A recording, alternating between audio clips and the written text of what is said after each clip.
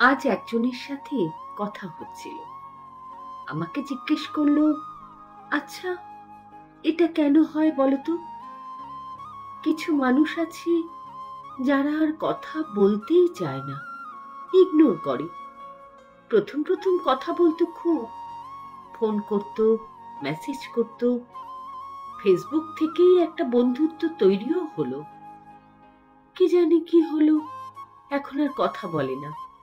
আমি কল করলেও রিসিভ করে না। ফেসবুকে অন থাকে দেখি, মেসেজ করলে যদিও বা সিন করে তবুও রিপ্লাই দেয় না। বললাম, এটাই হয়।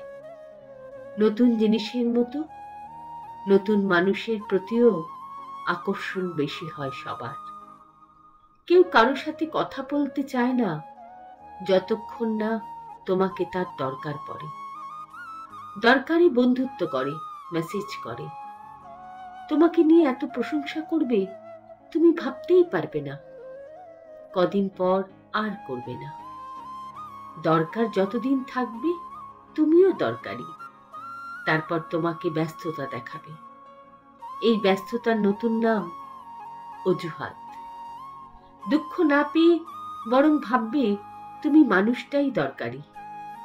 দরকারি মানুষদের দরকারই খোঁজ করে সবাই। দরকার মিটে গেলে চলে যাবে।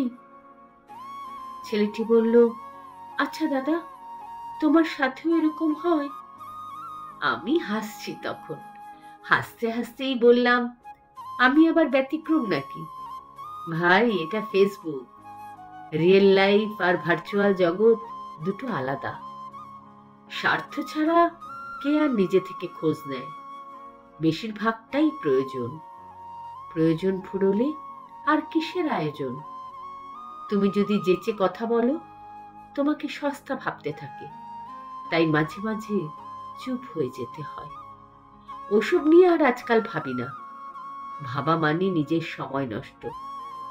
আমার ফেসবুক ফ্রেন্ড লিস্টে তো অনেকেই আছে, অনেকেই আর কথা বলে না। ও নিয়ে দুঃখ নেই। সম্পর্কের মানে সবাই তো বুঝবে না। যে চলে গেল সে তোমার কেউ ছিলও না। ছেলেটি আমার কথাগুলো মন দিয়ে শোনার পর জিজ্ঞেস করলো, ওদের আনফ্রেন্ড করে দিলেও তো হয়? হুম, কি দরকার আনফ্রেন্ড করে? কাউকে আনফ্রেন্ড করাটা সলিউশন নয়। থাক না, ওরা এক কোণেই তো পড়ে আছে। তবে কয়েকজন থাকবে যারা স্বার্থ ছাড়াই খোঁজ নেবে। এই ধরো তুমি, তুমি তো আমার খোঁজ খবর নাও। সেভাবে কোনো স্বার্থ আছে কি? তোমার মতো অনেকেই আছে যারা কল করে, মেসেজ করে, অনেক ব্যস্ততার মাঝেও কথা বলে, ভালো আছে কিনা জিজ্ঞেস করে। তখন এটাই প্রাপ্তি হয়ে দাঁড়ায়। কে খারাপ ব্যবহার করলো, কে কষ্ট দিল, এই নিয়ে মন খারাপ করে বসে থাকলে তো চলবে না। যারা আমাকে ভালোবাসে, সময় দেয়, তাদের জন্যও তো ভাবতে হয়। এই যে এত মানুষ লেখা পড়ে, আমার লেখার প্রতি ভালোবাসা আছে বলেই তো পড়ে। তারা আমার লেখার প্রশংসা করে। শুধু মনে রাখবে, কেউই ততটা ব্যস্ত নয় যতটা ব্যস্ততা সে দেখায়। তোমাকে যারা পছন্দ করবে, ভালোবাসবে, তার ব্যস্ত সময় থেকেই তোমাকে একটু সময় দেবে। যে কোনো সম্পর্কই নির্ভর করে তুমি তার কাছে কতটা গুরুত্বপূর্ণ তার উপর। দুদিন আদিক্ষেতা দেখিয়ে তারপর যে চলে গেছে, তার চলে যাওয়া নিয়ে আক্ষেপ করতে নেই। কিছু মানুষ চলে গেলেই জীবন সুন্দর হয়।